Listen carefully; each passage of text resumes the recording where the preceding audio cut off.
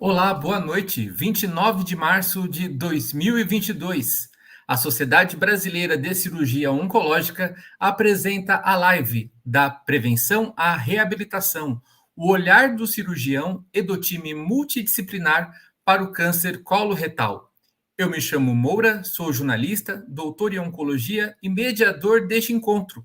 Para abrir este evento, chamo o cirurgião oncológico Jorge Soares Lira, ele que é diretor de Relações Internacionais da SBCO, para trazer aqui a palavra de abertura, as palavras iniciais desta nossa live. Boa noite, doutor Jorge. Boa noite, Moura. Mais uma vez, Boa obrigado noite. aí por essa live aí, né? Hoje com um time aí de experts aí para debater esse tema tão importante. É uma honra aqui, em nome da Sociedade Brasileira de Cirurgia Oncológica, estar podendo aqui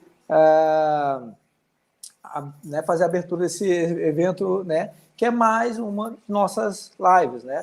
A Sociedade Brasileira de Cirurgia Oncológica vem cumprindo o seu papel, que é não só, né, na questão técnico-científica, né, de produzir conteúdo científico e eventos científicos para os nossos associados, mas também de a gente estar gerando conhecimento que muda a vida, né, de toda a população. A gente trazer conhecimento de qualidade para que a população fazer sua escolha, né, escolhas conscientes no seu tratamento. E hoje vamos falar de um tema muito importante, né, o câncer coloretal. Obviamente, né, o time que está aí é o time que vai esmiuçar, né, sobre esse tema, mas a gente sabe que o câncer coloretal, a sua incidência vem aumentando de forma significativa nos últimos anos, muito pela nossa qualidade de vida, nosso estilo de vida, o que nós comemos, né? E muito importante também a gente nesse tema que nós vamos falar hoje sobre a multidisciplinaridade, né? A gente sabe, né, em oncologia, e cada vez mais essa máxima é verdadeira, que não se, né, ninguém trata sozinho o câncer. O tratamento do câncer, ele é um tratamento de vários profissionais, não só médicos, né? A gente sabe o cirurgião, o oncologista, o radioterapeuta, mas a gente tem também aí, né, os profissionais, nutricionistas, fisioterapeutas, né, um conjunto de colegas para poder abordar esse tema, e hoje nós vamos falar isso, principalmente que esse é o Março Azul Marinho, que é um mês aí dedicado à conscientização desse tipo de câncer. Então, Moura, eu vou passar a palavra para você e agradecer mais uma vez, né, a todo esse time de experts que pôde tirar um tempo para estar aqui hoje com a gente, e agradecer a todos os espectadores aí, e, né, não percam aí as nossas próximas lives com temas muito interessantes. Muito obrigado, doutor Jorge. Uma ótima noite para o senhor. Obrigado pela abertura aqui do nosso evento. Bom, dando continuidade, o câncer coloretal, né, coloretal, o intestino grosso, que é o cólon e o reto, é o segundo tumor maligno, excluindo o câncer de pele não melanoma, mais comum em homens e mulheres, atrás apenas, respectivamente, de câncer de próstata e mama. São 41 mil novos casos previstos para 2022, segundo estimativas do Instituto Nacional de Câncer. Em alusão ao mês que é este que nós estamos, né, o Março Azul Marinho, mês de conscientização sobre a doença, a Sociedade Brasileira de Cirurgia Oncológica, além desta live, né, trouxe um levantamento junto ao DataSUS que apresentou um dado alarmante. Ao menos 148 mil colonoscopias deixaram de ser realizadas no Sistema Único de Saúde nos últimos 2 anos. E também quem pôde acompanhar hoje, por exemplo, no programa Encontro, da Fátima Bernardes, teve um levantamento também apresentado pela Sobed, que eles juntaram não só esse dado de colonoscopia levantado pela SBCO, mas também de sangue oculto nas fezes, e observaram que na pandemia chegou-se a 1 milhão de exames não realizados de câncer coloretal, de que buscam a prevenção do câncer coloretal. E, portanto, com base nesses números todos, a retomada do rastreamento é essencial. E, portanto, para falarmos sobre o olhar do cirurgião e do time multidisciplinar para o câncer coloretal, os convidados desta noite são Marcos Vinícius Mota Valadão da Silva, ele que é cirurgião oncológico, diretor científico da SBCO, mestre em cirurgia gastrointestinal pela Universidade Federal de São Paulo e doutor em oncologia pelo Instituto Nacional de Câncer, o INCA. Atualmente, Marcos Valadão é titular do Serviço de Cirurgia Abdominopélvica e coordenador do Grupo de Câncer Coloretal do INCA. Também trazemos Dr. Tommaso Franzini, ele que é médico assistente do Serviço de Endoscopia Gastrointestinal do Hospital das Clínicas da Faculdade de Medicina da USP, a FMUSP. Doutor em Ciências e Gastroenterologia pela Faculdade de Medicina da USP, MBA em Gestão de Saúde pela Fundação Getúlio Vargas, FGV, diretor executivo da Sociedade Brasileira de Endoscopia Digestiva, a SOBED, e coordenador médico de endoscopia da DASA. Também conosco está Maria Nirvana da Cruz Formiga, ela que é oncologista clínica e oncogeneticista do AC Camargo Cancer Center, instituição pela qual é mestre e doutora em ciências com ênfase em oncologia. E completando nosso time multidisciplinar desta noite, Ana Carolina Cantelli, ela que é nutricionista, líder de nutrição e mestre em ciências da saúde pelo AC Camargo Cancer Center. Nosso agradecimento especial ao Dr. Ricardo Anuar Dib, presidente da SOBED, que estaria conosco nesta noite, mas que por motivos de força maior o impediram de estar presente nesta live, mas estamos muito bem representados aqui, a SOBED, nessa live da SBCO, pelo Dr. Tommaso Franzini. Obrigado a você que está nos acompanhando no canal no YouTube da SBCO. Fique à vontade para interagir conosco com comentários e perguntas. Bom, começo aqui a nossa rodada de perguntas, portanto, com o Dr. Marcos Valadão, diretor científico da SBCO. Dr. Marcos, quais são os tipos de câncer coloretal, né? Além dessa localidade, né, que pode ser no cólon, pode ser no reto, mas os tipos, subtipos de câncer coloretal e quais são os principais fatores que levam ao desenvolvimento deles? Boa noite, doutor Marcos. Boa noite a todos. Bom, quando a gente fala em câncer coloretal, a gente está se referindo praticamente aos adenocarcinomas, que são os tumores mais frequentes, correspondendo a quase 95% de todos os tumores coloretais, né? Os outros 5% são tumores mais raros, que têm tratamento um pouco diferente, e os fatores de risco também um pouco diferente. Então, quando a gente fala de câncer coloretal, a gente está falando basicamente de adenocarcinoma.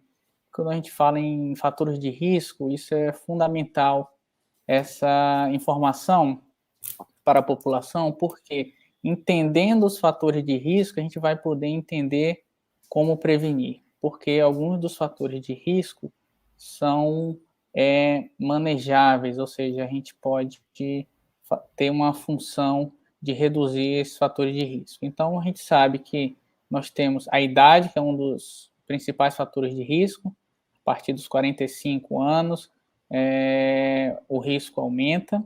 Nós temos fatores hereditários, a doutora Nirvana vai falar mais detalhadamente sobre isso, mas são fatores que a gente herda de forma na família, né?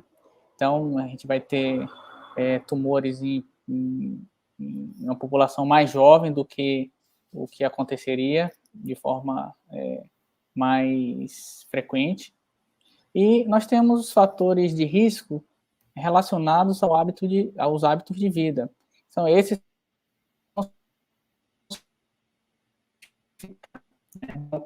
entre eles alguns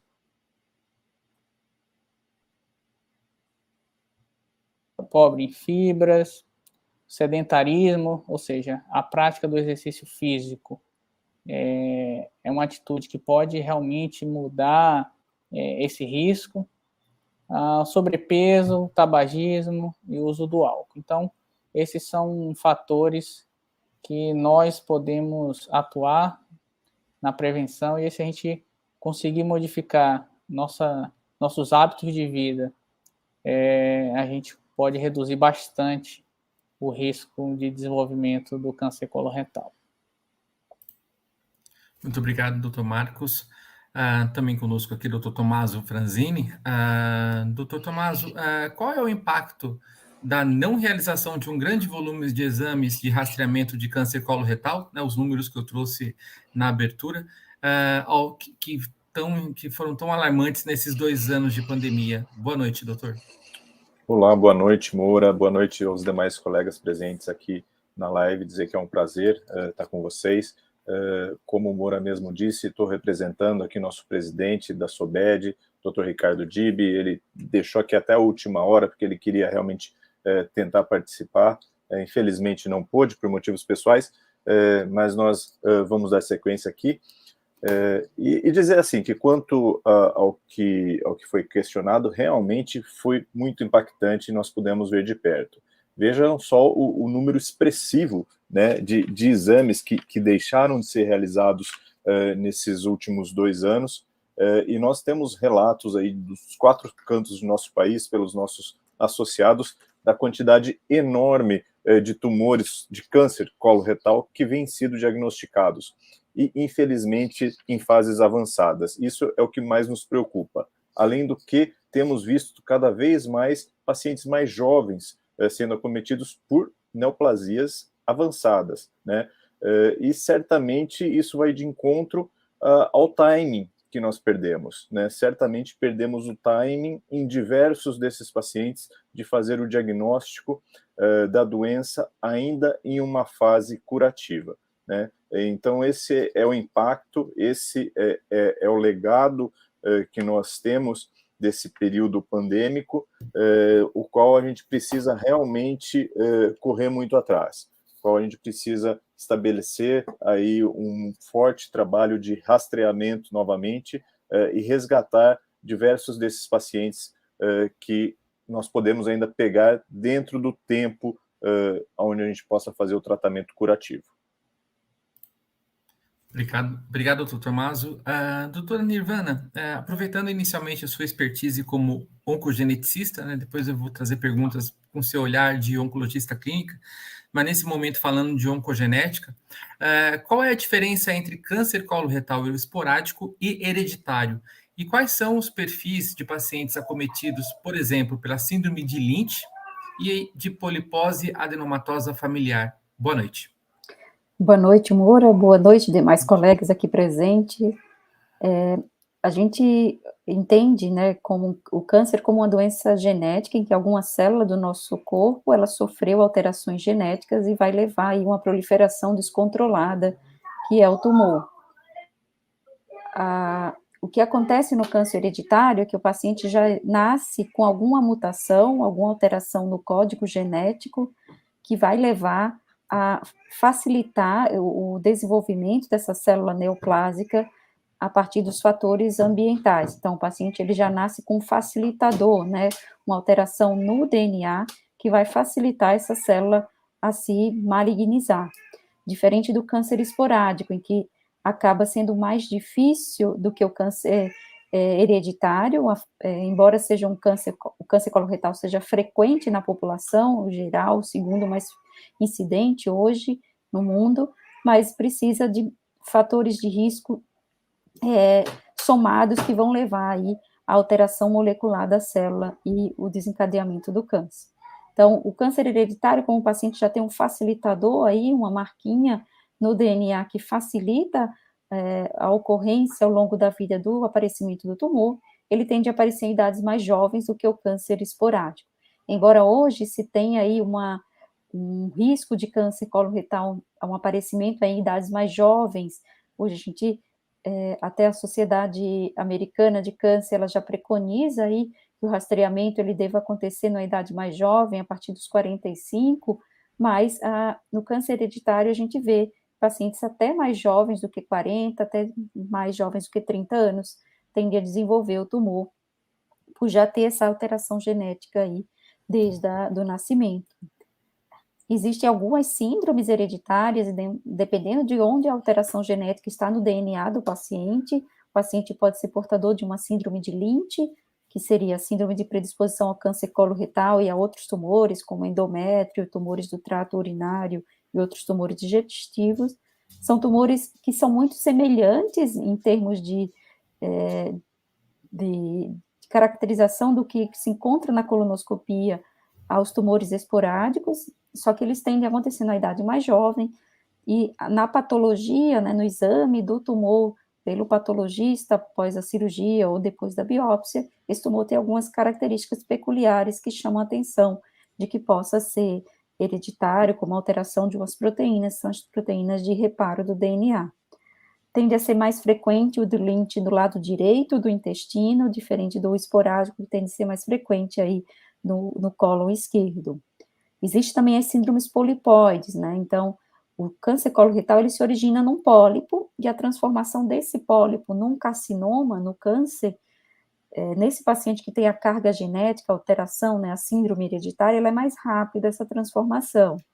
Mas, no paciente, no câncer esporádico, leva mais tempo, né, anos, para que aconteça isso. Por isso, se eu faço uma colonoscopia e retiro esse pólipo, se o paciente não tem nenhuma síndrome, eu posso repetir a colonoscopia com um intervalo mais longo.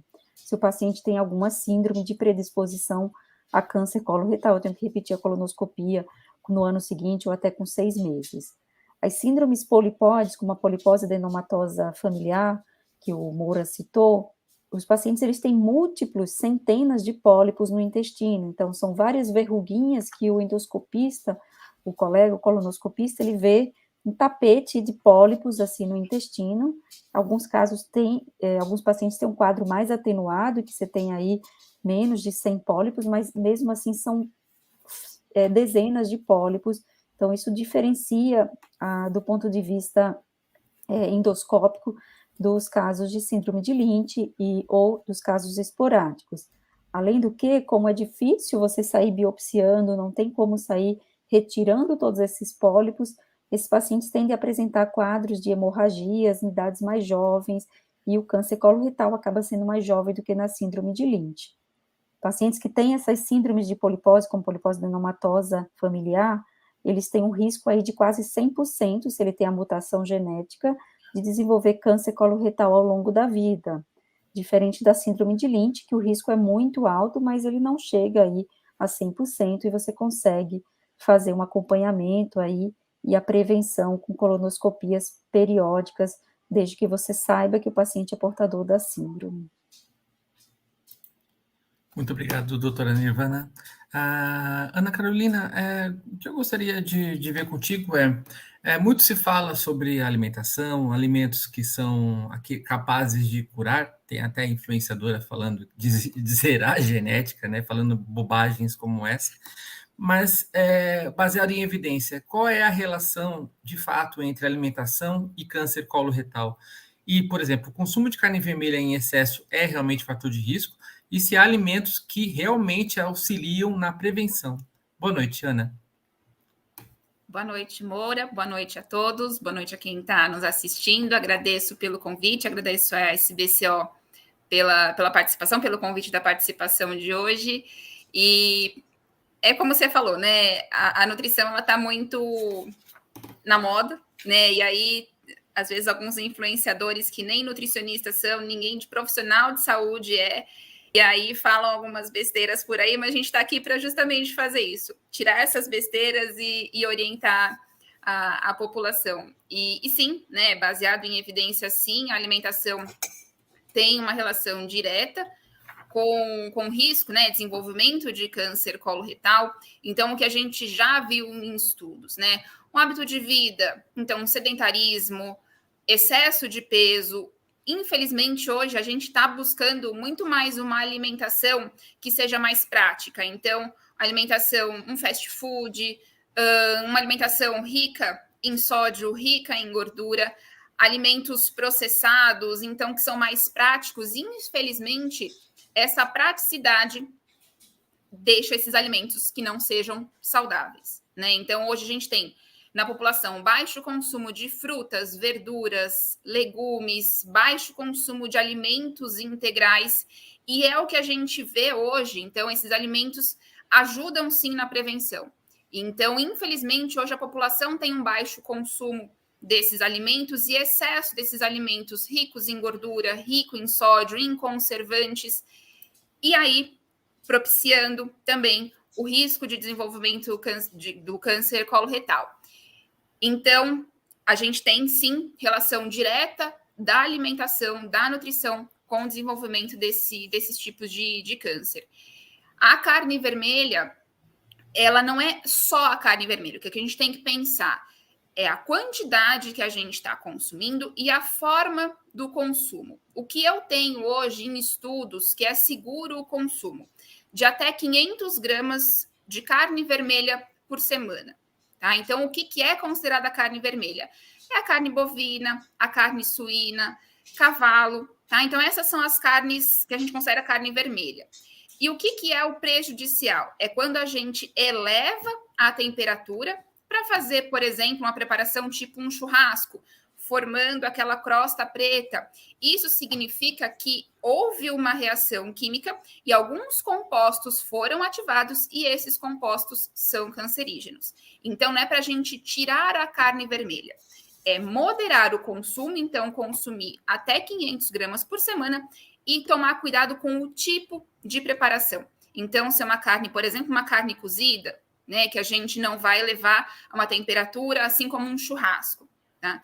Outro detalhe importante também, que existe um consumo muito alto, são dos embutidos. Então, presunto, mortadela, linguiça, salsicha, o peito de peru, que algumas pessoas acham que é saudável, mas ele não é. Esses alimentos processados, esses alimentos embutidos, a gente não tem nenhuma quantidade segura para consumir. Então, o ideal é que a gente realmente não consuma esse tipo de alimento. Então, sim, existe uma relação muito forte com a nutrição e o desenvolvimento de câncer coloretal. Então, relembrando, o que ajuda, né, na prevenção é um consumo adequado de fibras, então buscar mais alimentos integrais, buscar maior consumo de frutas, verduras e legumes. E não tem um específico, o ideal é diversificar. Quanto maior a diversidade, mais colorida a alimentação, maior diversidade de nutrientes eu vou ter. E esse é o caminho para a gente seguir. Muito obrigado, Ana. Doutor Marcos, temos aqui uma interação do Luiz Moraes. Ele tem uma dúvida. Há um aumento de risco para câncer coloretal de pessoas que têm doenças de Crohn ou retocolite ulcerativa? Sim. Os portadores de retocolite e doença de Crohn apresentam um aumento significativo de chance de ter câncer coloretal, porque o processo inflamatório recorrente acaba propiciando esse aumento do risco. Então, esses pacientes precisam ter um acompanhamento mais de perto. Doutor, em linhas gerais, quais são os sinais e sintomas que podem alertar para um diagnóstico mais precoce de um câncer no intestino grosso ou no reto? Tá, então, essa informação é importante porque nas fases iniciais o tumor coloretal ele é assintomático. Então, daí a importância dos exames de prevenção, seja a colonoscopia, seja pesquisa de sangue oculto nas fezes. Então, na fase inicial, realmente o paciente, a pessoa não vai ter nenhum sintoma. Então, é fundamental essa conscientização de que os exames são fundamentais para a gente detectar em uma fase inicial e até prevenir, como a colonoscopia, o Tomaso vai falar sobre isso. Quando a gente detecta um pólipo, que é uma lesão pré-maligna, a gente consegue retirar, impedir que esse pólipo, que é um tumor benigno, termine um tumor maligno, né? Então, isso é importante. E a presença de sintomas já nos denota um certo grau de a doença que já não está tão mais inicial, né? Então, a gente tem que ficar atento, que as pessoas têm que ficar atento sangramento nas fezes, alteração do ritmo intestinal, se tem um ritmo intestinal regular e passa para ter alguma alteração, ou diarreia, ou constipação, então isso acende um alerta. Perda de peso sem nenhuma explicação, sem fazer uma dieta. Então, esses são sinais que a gente fica alerta e, na presença desses sinais, obviamente, procurar um especialista.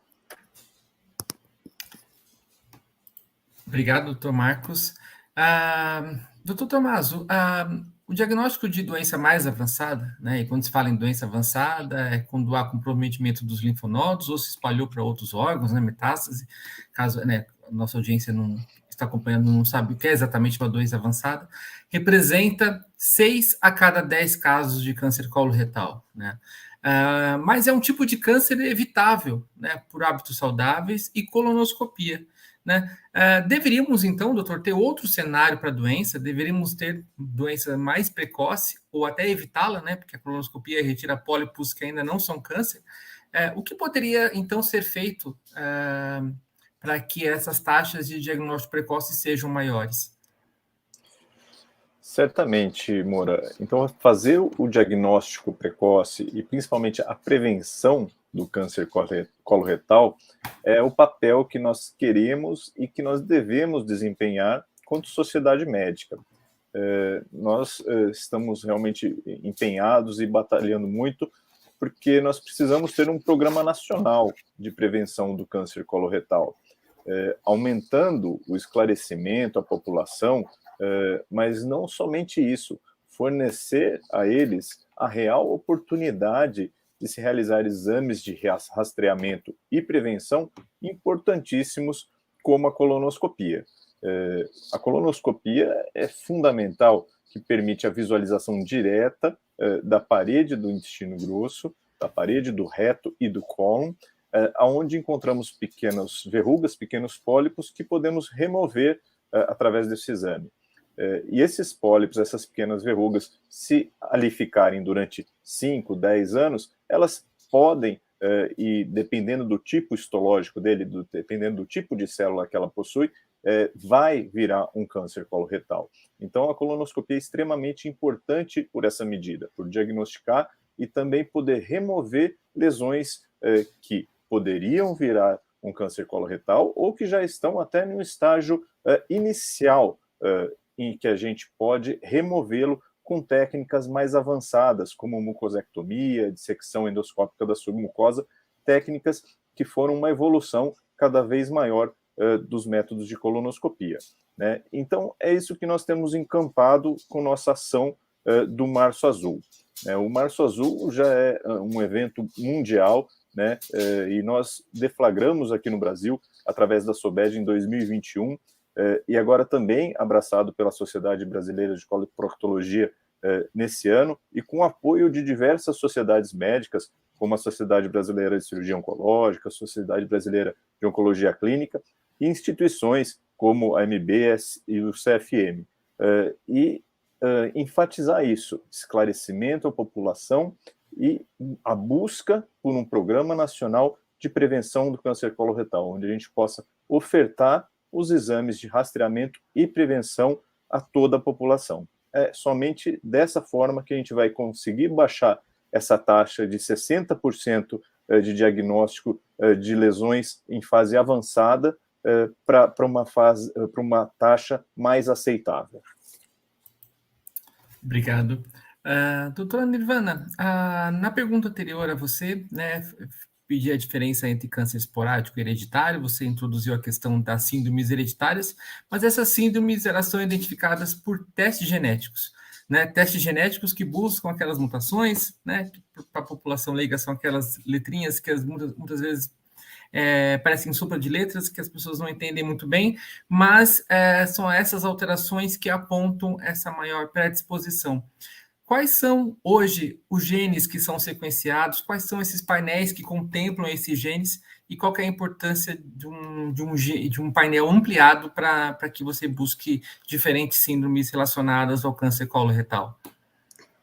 Então, Moura, é importante o paciente entender, e os familiares, que pela história clínica, pela idade de aparecimento do tumor e até as características histológicas, né, que o patologista vê quando analisa o tumor no microscópio, com as reações imunistoquímicas, se vai ter uma suspeita, né, a gente vai ter uma suspeita de uma síndrome hereditária, e essa síndrome ela vai ser confirmada com teste genético, ou seja, quando eu pego lá o DNA de uma célula, o material genético de uma célula normal do indivíduo, porque a célula do tumor ela vai estar alterada mesmo, porque é uma célula, o DNA de uma célula tumoral ele é alterado.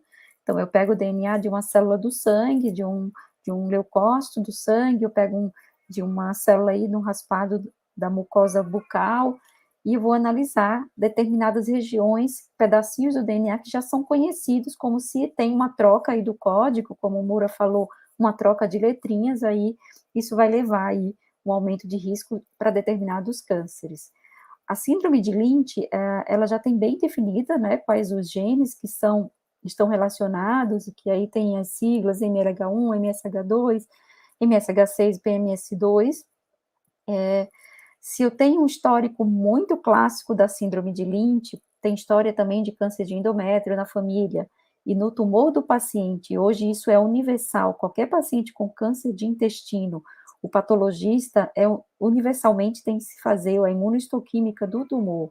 Se estiver faltando alguma daquelas proteínas, eu tenho que ir lá, mesmo que o paciente não tenha história nenhuma na família de câncer coloretal e tenha tido esse câncer com mais idade, acima de 60, eu tenho que ir lá no DNA, no mesmo gene, no mesmo pedacinho que tem a sigla da proteína e ver se o código genético está certo ou não. Então, se eu tenho um tumor coloretal que tem a perda dessas proteínas, eu vou fazer um painel só para síndrome de Lynch, que vai contemplar aí esses 4 genes.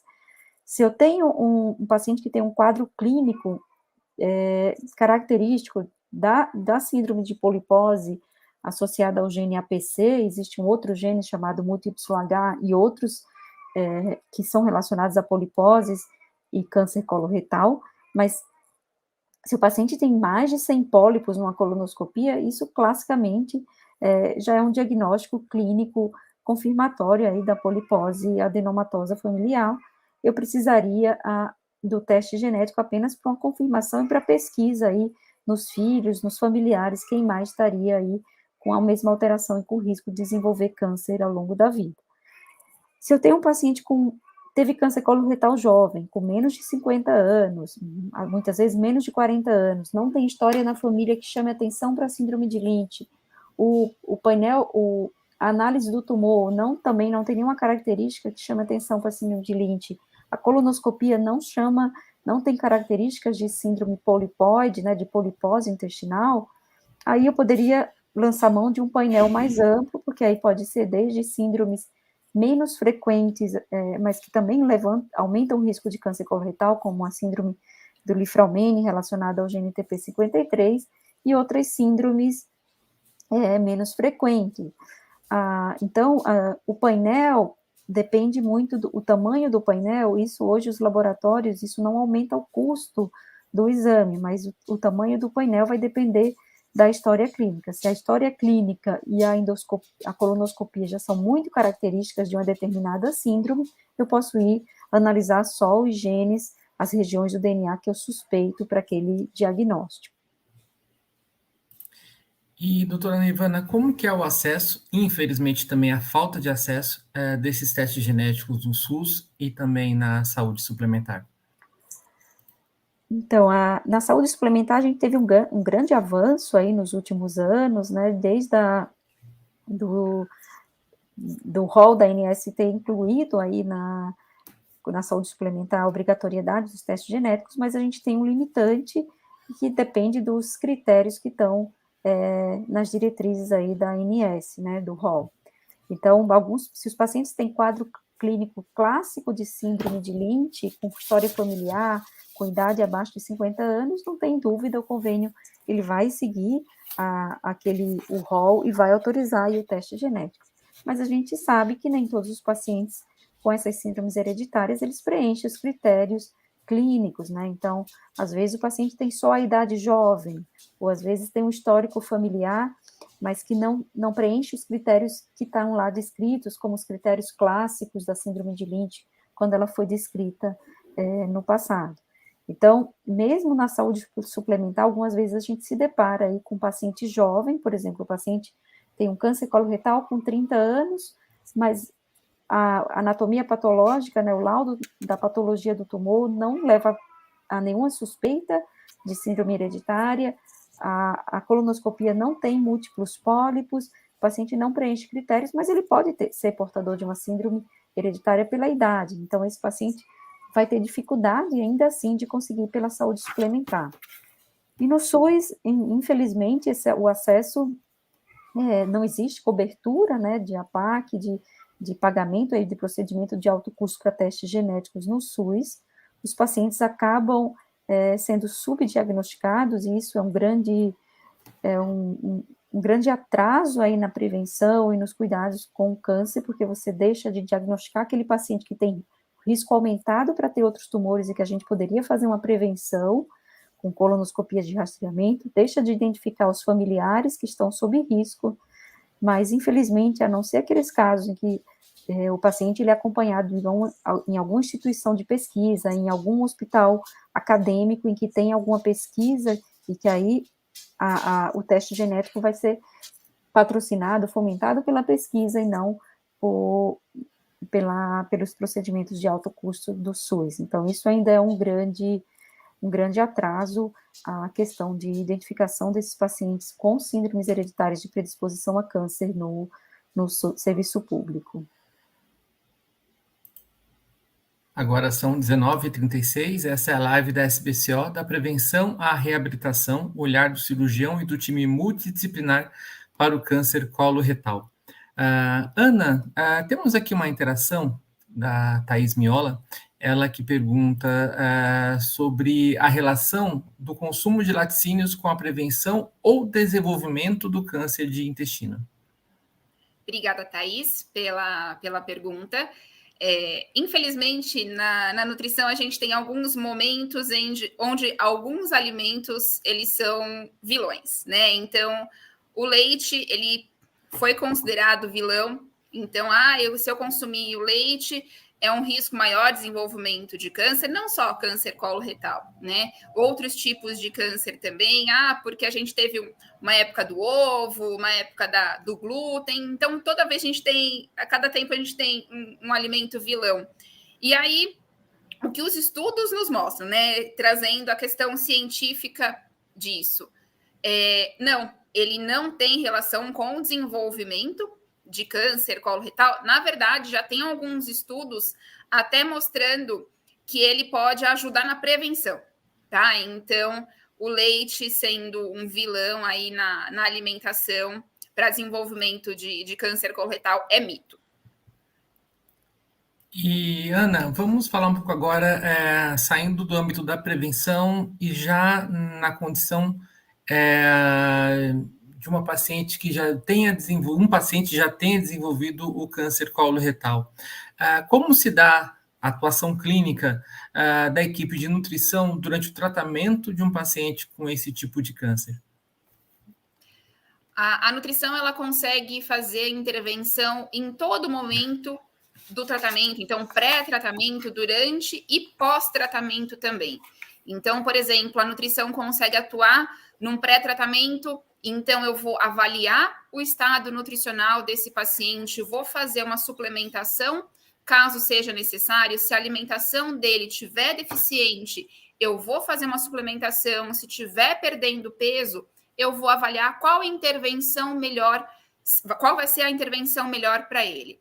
Num pré-operatório também, por exemplo, a nutrição vai atuar. Eu consigo dar um suplemento específico, por exemplo, para esse paciente que tem alguns nutrientes diferentes, chamado imunomoduladores, que eu vou auxiliar na cicatrização. Então, pensando já no pós-operatório desse paciente, durante o tratamento, por exemplo, uma quimio, uma radioterapia, eu vou fazer uma intervenção de acordo com os efeitos colaterais que ele estiver apresentando, se ele apresentar, né? Então, vou fazer um manejo, um ajuste na alimentação. Por exemplo, esse paciente está evoluindo com diarreia, o que eu posso modificar na alimentação? Ou é um paciente que está evoluindo com náusea, vômito, o que eu consigo fazer? O que eu consigo auxiliar para fazer com que esse paciente tolere melhor o tratamento? O acompanhamento desse paciente é extremamente importante durante todo o tratamento, seja qual for o tratamento, seja cirúrgico, químio, radioterapia. É um paciente que precisa de uma atenção, de um olhar específico durante o tratamento todo.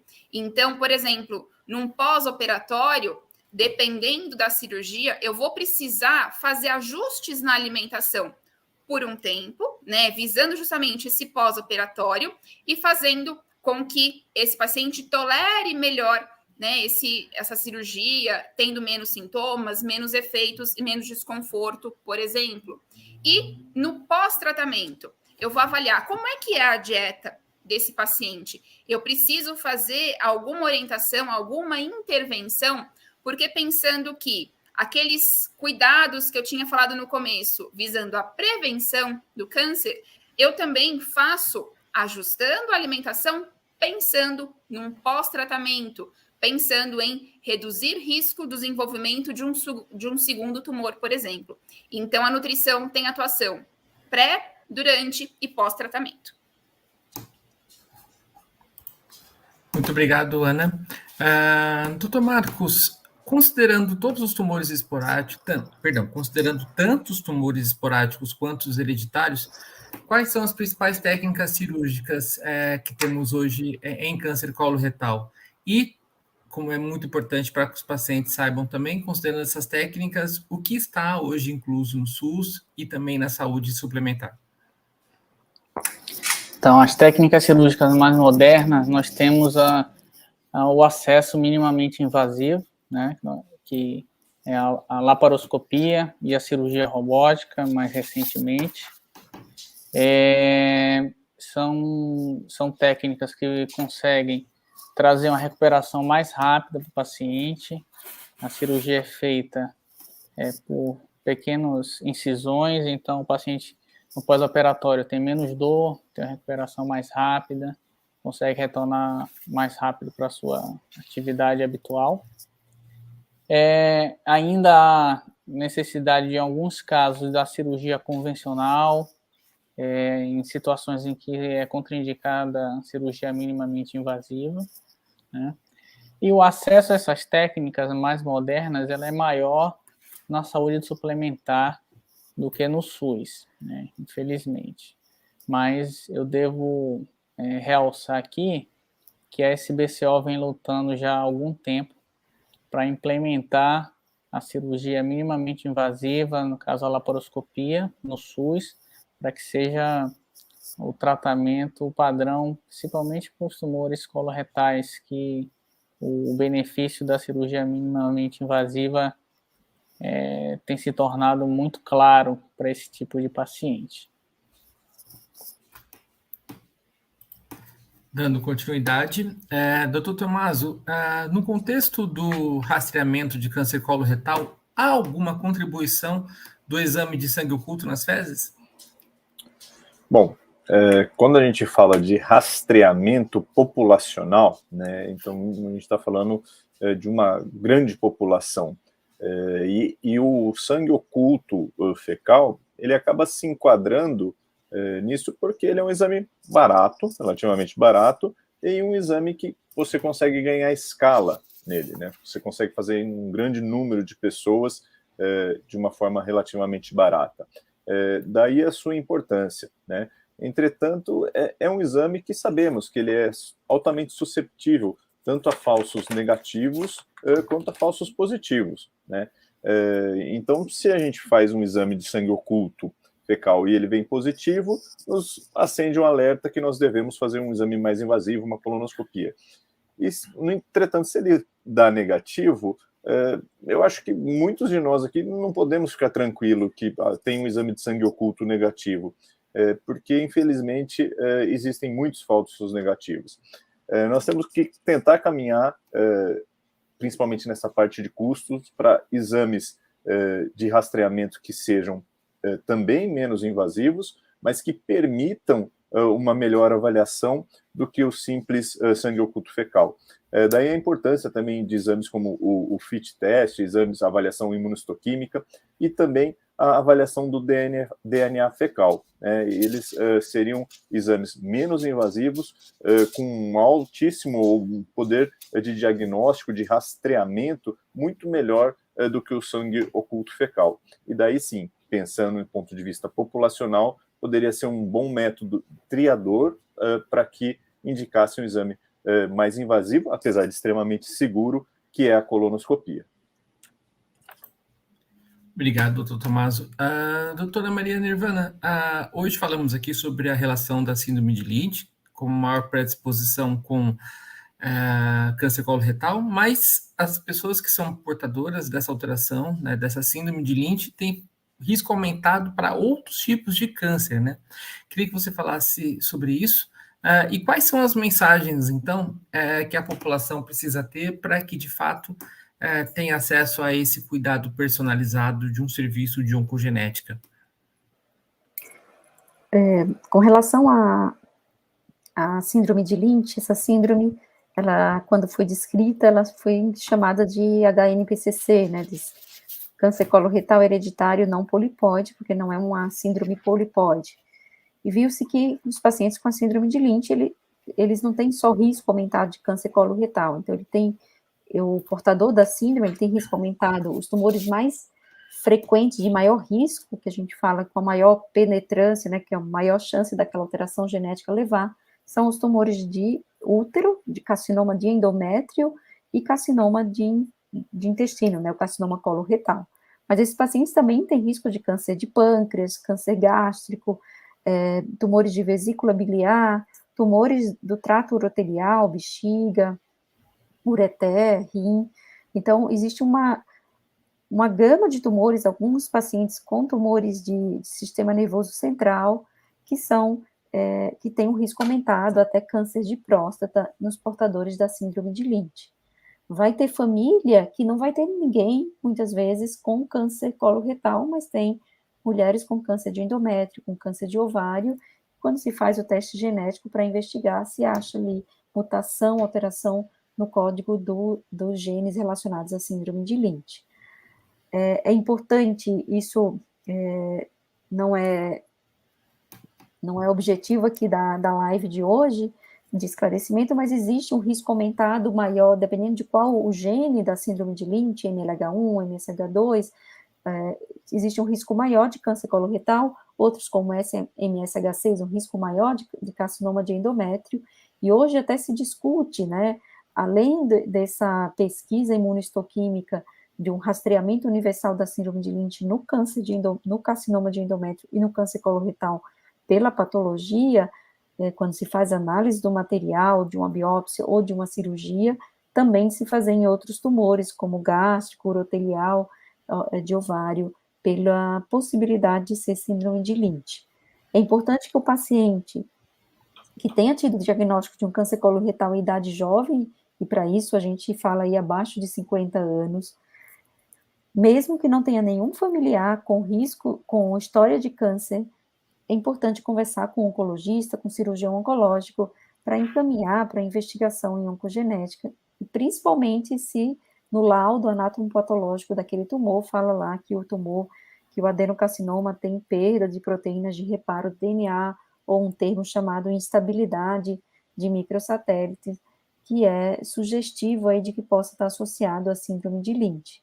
Pacientes que têm câncer coloretal, mesmo que idades mais avançadas, que possa pensar que estará associado aí só a fatores ambientais, mas tem um histórico familiar de primeiro, segundo grau, com câncer coloretal, com câncer de pâncreas, ou câncer de endométrio, mulheres com câncer de endométrio, é importante aí também ser encaminhado para um serviço de oncogenética, e a partir da avaliação no serviço de oncogenética, onde vai se analisar o caso do paciente e as histórias, né, os casos dos familiares de risco, avaliar se realmente tem uma indicação de teste genético e se fecha o diagnóstico de alguma síndrome clinicamente, vai se confirmar com o teste genético.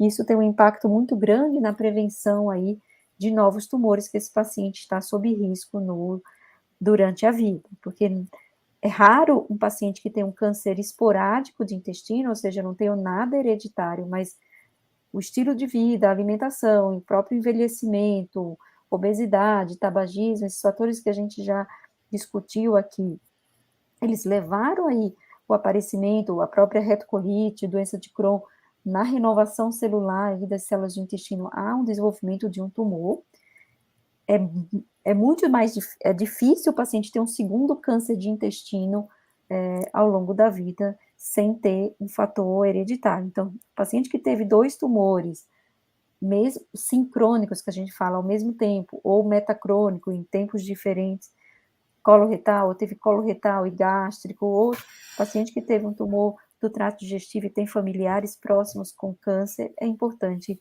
essa avaliação em oncogenética. Muito obrigado. Ana, durante o tratamento oncológico, há alimentos que interferem negativamente na terapia e deveriam ser evitados? E, por outro lado, há alimentos que são favoráveis não só enfim, a maior adesão da aceitação da terapia,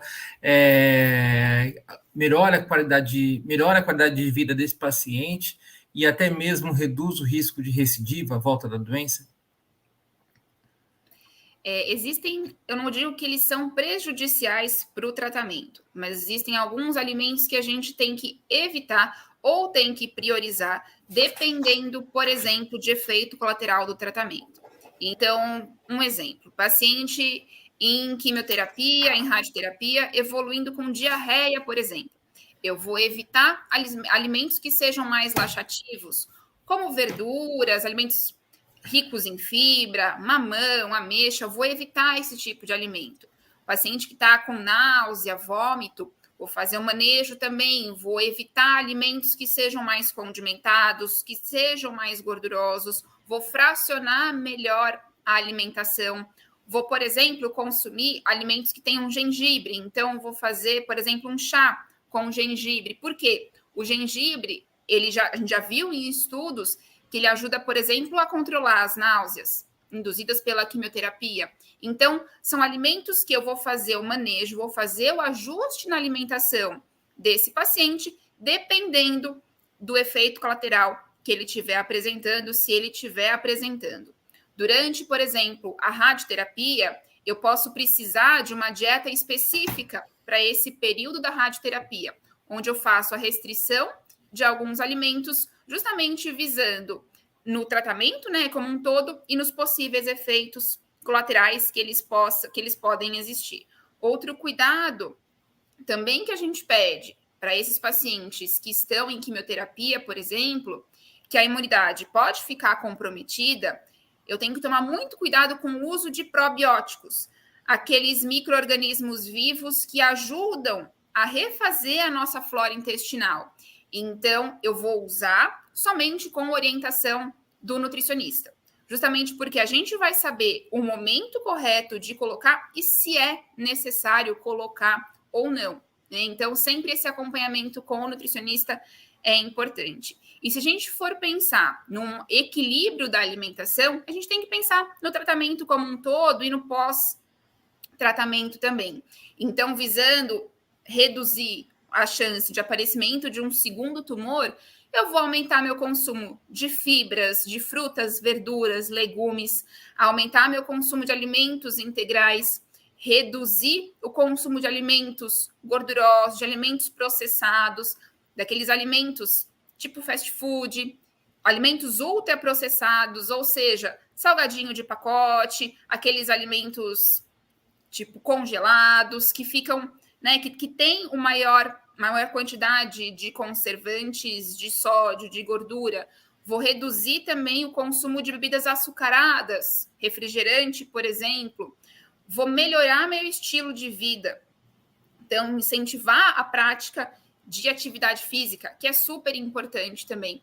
Então, é um manejo como um todo, isso independente do estágio, né, do tratamento. Então, visando essa melhora na alimentação e a reduzir o risco de desenvolvimento de um segundo tumor. Muito obrigado, Ana. Doutor Marcos, como que a Sociedade Brasileira de Cirurgia Oncológica, a SBCO, tem contribuído para a conscientização da população sobre esses temas todos que estamos falando aqui, né? Prevenção, diagnóstico, acesso ao tratamento, enfim, relacionados ao câncer coloretal? A SBCO tem cumprido seu papel, não só trazendo informação científica para os profissionais de saúde, como também promovendo vários eventos educativos para a população, para informar sobre como a população pode atuar no sentido de reduzir a chance de desenvolver câncer coloretal, que a gente está falando. E esse evento, essa live, é mais um exemplo da atuação da SBCO nesse caminho. Além disso, a SBCO tem trazido informação pelas redes sociais, que são fundamentais nessa conscientização e na informação da população. Obrigado, doutor Marcos. Doutor Tommaso, em relação à SUBED, né, você já trouxe algumas informações sobre como que foi trabalhado, né, assim como a SBCO, né, trabalhou essa questão do Março Azul, a SUBED também, né, e citou os parceiros, inclusive, mas temos ainda mensagens que precisam sempre ser reforçadas. Na sua opinião, assim, quais são ainda os principais gargalos no conhecimento e que ainda atravancam a maior adesão ao rastreamento? Por exemplo, o preparo do exame ainda assusta, né? É um preparo um pouco mais complicado. O fato de ser um tratamento, um exame de rastreamento que exige sedação, isso ainda é um entrave, mas as pessoas precisam saber, de repente, mais sobre os benefícios, né, de você evitar um câncer que é tão incidente no Brasil. Sem dúvida nenhuma. Nós, dentro da SUBED, eu estou dentro da SUBED há praticamente 10 anos, e eu pude ver a evolução e o amadurecimento que esse assunto teve dentro da nossa sociedade, né? Então, começamos lá atrás também com ações de esclarecimento à população, né? Nós entendemos que talvez envolver várias mídias locais fosse interessante para aumentar e ampliar o nosso impacto. Desenvolvemos uma comissão de ações sociais, onde essas ações pudemos realizar diversos mutirões de colonoscopia nos mais diversos 4 cantos aí do nosso país, e alguns muito bem organizados, realmente, onde a gente pôde impactar micropopulações. No entanto, tudo isso veio culminando e culminou realmente ano passado onde nós abraçamos essa campanha do Março Azul, que ela tem realmente tomado uma proporção extremamente interessante, né? Nós conseguimos levar isso ao Congresso Nacional. Então o mês do Março Azul já passou pela Câmara, passou pelo Senado. Estamos aguardando agora que seja sancionado pelo nosso presidente da República, e é um passo realmente no caminho que a gente imagina que é o Programa Nacional do Rastreamento do Câncer Coloretal. E certamente, né, existem alguns gargalos. O exame da colonoscopia precisa ser desmistificado, né? Muita gente ainda tem medo, ou por uma experiência anterior ruim, onde ainda não se existia uma sedação adequada, ou medo por causa do preparo, ou tem medo de ser invadido de alguma forma. É importante a gente esclarecer que o exame é extremamente seguro, é um exame extremamente indolor, que quando realizada por médicos especialistas, você vai estar em boas mãos, com baixos índices de eventos adversos, com uma altíssima chance de diagnosticar qualquer tipo de lesão, seja em estágio avançado, e mais importante, lesões pequenas, lesões que poderiam evoluir lá no futuro para um câncer coloretal. Então, sim, você tem que passar por um período chato, que é o período do preparo, né, que a gente até brinca que é a noite de rei ou a noite de rainha, não é mesmo? Mas que é fundamental para que a gente consiga enxergar de forma adequada a mucosa do intestino através da colonoscopia e realizar o diagnóstico precoce e realizar a polipectomia, a remoção dessas lesões, para que possamos, então, efetivamente prevenir lesões mais avançadas, né? Então, nós temos realmente trabalhado bastante nesse sentido e acreditamos que temos tudo para evoluir cada vez mais. Obrigado. Doutora Nirvana, aproveitando agora a sua expertise de oncologista clínica, quais são as principais opções terapêuticas hoje de tratamento sistêmico, né? Quimioterapia, terapias-alvo, imunoterapia para câncer coloretal. E a pergunta de sempre é o que está hoje desse arsenal todo, né, disponível no SUS e nos planos privados.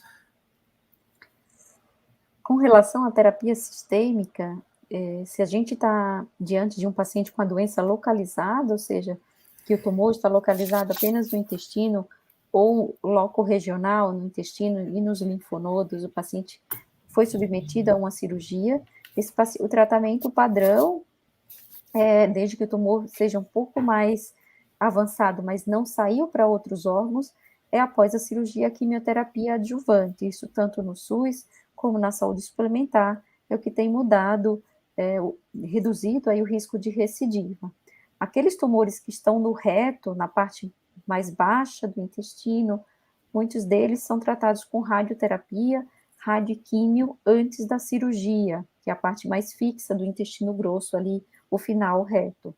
Também, estando localizado esses tumores, não tendo metástases, não tendo nenhum tumor secundário em órgãos à distância, esses pacientes não teriam indicação de nenhuma terapia alvo ou imunoterapia ou algum anticorpo associado aí à quimioterapia convencional. O que vai mudar bastante aí e o que tem evoluído nos últimos anos é na doença metastática, né? Então, o câncer coloretal, é importante a gente entender que mesmo casos em que tenha metástase, pacientes às vezes têm doença no fígado, tem metástase no fígado ou no pulmão, mesmo assim, esse paciente ainda, dependendo da extensão, né, do volume que a gente fala, tumoral, do tamanho do tumor, esses pacientes ainda têm intenção, o tratamento tem intenção ainda curativa. Então, nessas situações, é que se lança mão de novas terapias, né? Então, tanto a associação de quimioterapia com anticorpos contra a vascularização ali do tumor, né, anti-VEGF que a gente fala, ou anticorpos monoclonais que vão inibir tanto os fatores de crescimento dos vasinhos do tumor, como o bevacizumab, ou algum marcador que tenha na célula tumoral expressa no câncer coloretal, como o EGFR, o receptor de fator de crescimento epidérmico, ou outras moléculas que foram mais conhecidas nos últimos anos, como BRAF, então você tem inibidores de BRAF, então você tem aí outras terapias, que são chamadas terapias-alvo para esses pacientes. Novamente, a gente se depara aí de uma limitação disso no sistema público, os anticorpos monoclonais, como o cetuximab ou o bevacizumab, a gente consegue aí, na associação com a quimioterapia, uma cobertura aí no sistema público, mas drogas mais novas, como essas terapias-alvos, inibidores de BRAF, anti-HER2, ou inibidores de tirosina quinase, como o regorafenib, isso a gente não tem disponível, infelizmente, cobertura nos serviços públicos. A imunoterapia também é importante no câncer coloretal, então a gente tem visto nos últimos anos estudos mostrando aí, principalmente se são tumores que têm o que a gente chama de instabilidade de microsatélites, alteração ali nas proteínas de reparo do DNA, seja associado à síndrome de Lynch ou mesmo naqueles casos que são esporádicos, esses pacientes teriam indicação de imunoterapia na doença metastática com resultados mais promissores do que a quimioterapia convencional. Então, além da quimioterapia convencional, da associação de químio com anticorpos monoclonais, inibidores de alvos moleculares, que são as terapias-alvos e imunoterapia, hoje a gente tem aí, dependendo de qual cenário que o paciente se encontra, se é primeiro tratamento na doença metastática, se é um segundo tratamento, se ele tem intenção de reduzir a metástase para operar depois a metástase, então depende a combinação aí de medicações, a indicação de um ou outro, depende em qual cenário e qual a proposta do tratamento. Mas, infelizmente, a imunoterapia, as terapias-alvos, o acesso no SUS ainda é uma realidade ainda distante, né? Espero que não tão distante, mas a gente não vê tem muita dificuldade ainda, mesmo com a atualização, né, e das APACs a cobertura até conseguir incluir essas medicações no SUS. Muito obrigado, doutora Nirvana. Ana, quais são as principais fake news sobre alimentação e câncer coloretal? E, por outro lado, quais são as mensagens sobre dieta equilibrada, né, o que você bem mencionou do prato colorido, né, e de suporte nutricional que devem ser difundidas para a população? Moura, são tantas fake news envolvendo a nutrição que o nutricionista ele tem um trabalho árduo, né, para desmistificar. Felizmente e infelizmente, o acesso à informação hoje está muito fácil, e o infelizmente é justamente por conta disso, né, da qualidade da informação que esse paciente vai buscar. A gente entende, né, essa ansiedade, essa necessidade de saber mais sobre a alimentação e o que pode, talvez, ajudar no tratamento, curar, mas o nosso objetivo é justamente esse, é orientar esse paciente ao que consumir e o que é verdade, o que é mito.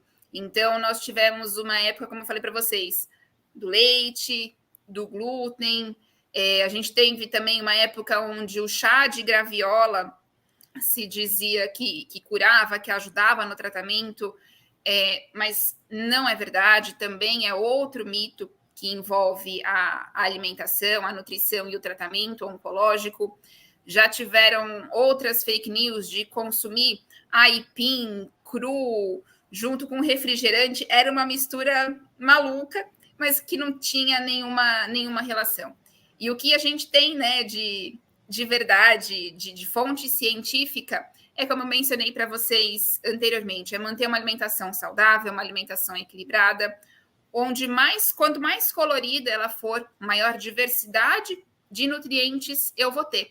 Então, como é que eu tenho que montar o meu prato? Metade do meu prato tem que ser composto por verduras e legumes, sejam eles crus, cozidos, metade do meu... dividindo, né? Essa metade, então, de verduras e legumes. 25% composto por carboidrato, então seja ele, por exemplo, o arroz, a batata, macarrão, e de preferência, sendo eles de forma integral, né, o maior consumo de fibras, e 25% de proteína, então seja ela de origem vegetal e animal, tá? Então, lembrando que o consumo de carne vermelha tem que ser moderado, então um consumo de até 500 gramas por semana. Vou priorizar, então, o consumo de carne branca, seja peixe ou ovo, por exemplo. Manter um estilo de vida saudável, né? Então, praticar atividade física, controlar o peso. Então, pacientes com excesso de peso, a gente já tem diversos estudos mostrando que eles aumentam o risco de desenvolvimento de diversos tipos de câncer, incluindo câncer coloretal. Então, eu moderar o consumo de álcool também, isso é muito importante. Controlar também esse consumo de alimentos gordurosos, de alimentos açucarados, restringir, né? Não consumir esses alimentos. Lembrar de não consumir também os embutidos. Então, linguiça, presunto, mortadela, peito de peru, eles são extremamente agressivos, eles fazem muito mal à saúde.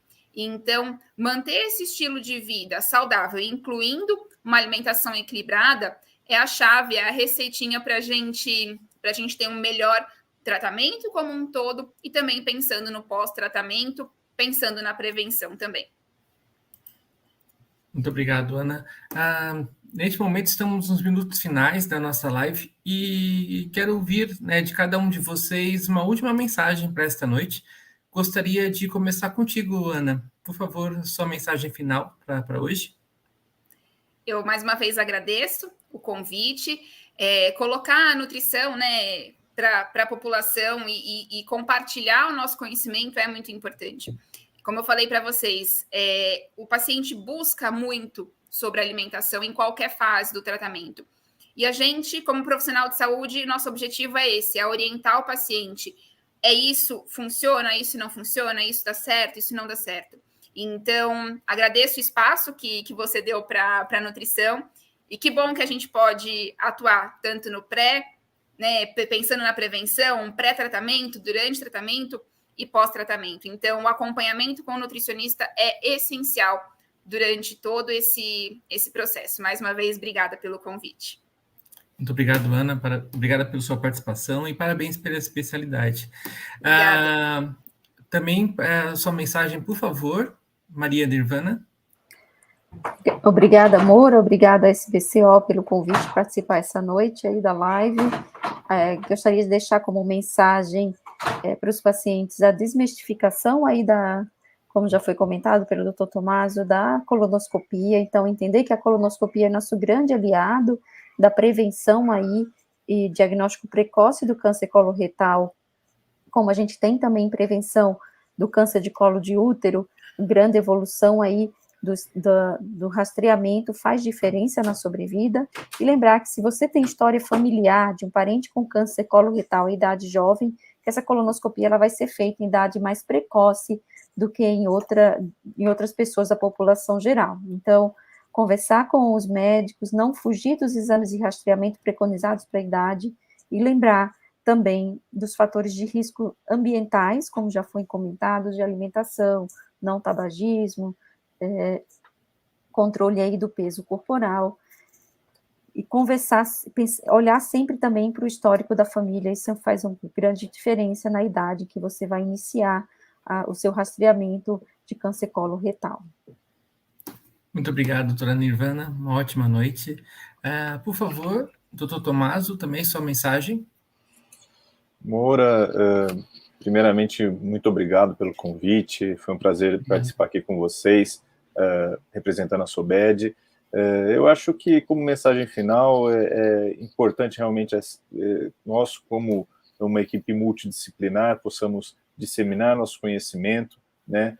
Todos nós que estamos envolvidos, de alguma forma, com o câncer coloretal, tanto os médicos das diversas especialidades e sociedades, assim como as equipes de outras especialidades e outras áreas, possam propagar a importância do rastreamento, a importância da prevenção do câncer coloretal, né?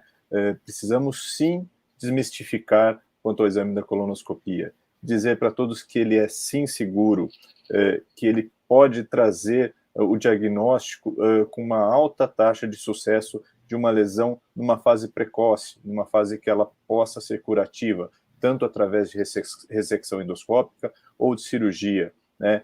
Então, a gente precisa dar esse esclarecimento à população, e gostaria também de convidar a todos, mais uma vez, para que abracem o Março Azul, que nos ajudem a prevenir o câncer coloretal e que nós possamos, como sociedades co-irmãs, darmos as mãos para que cheguemos ao objetivo de conseguir realmente um programa nacional de prevenção do câncer coloretal de forma estruturada, organizada, que atenda não somente os pacientes da saúde suplementar, mas também os pacientes do Sistema Único de Saúde. Obrigado, boa noite. Boa noite, muito obrigado, doutor Tomaso. Excelente noite para o senhor. E doutor Marcos, como anfitrião aqui da SBCO, também a sua mensagem final, por favor. Primeiro, eu gostaria de agradecer aos experts da equipe multidisciplinar que participaram, a SOBED por estar participando junto com a SBCO nesse evento. E gostaria de deixar a mensagem para a população que está assistindo, que acho que a mensagem final é que o câncer coloretal ele é prevenível, né? Então, a população pode alterar e influenciar diretamente o resultado da sua saúde, não só na prevenção, como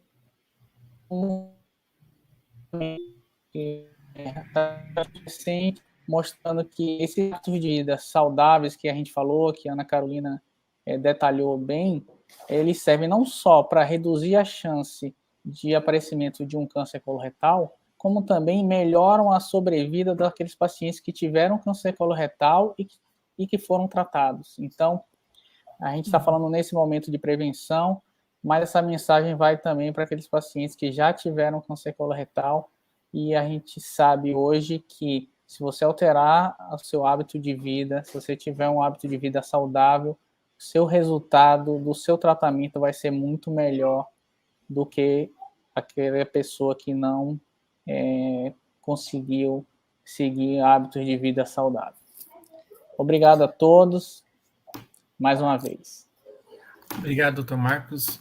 Uma ótima noite também para o senhor. Portanto, estamos finalizando mais uma live da SBCO, da prevenção à reabilitação, o olhar do cirurgião e do time multidisciplinar para o câncer coloretal.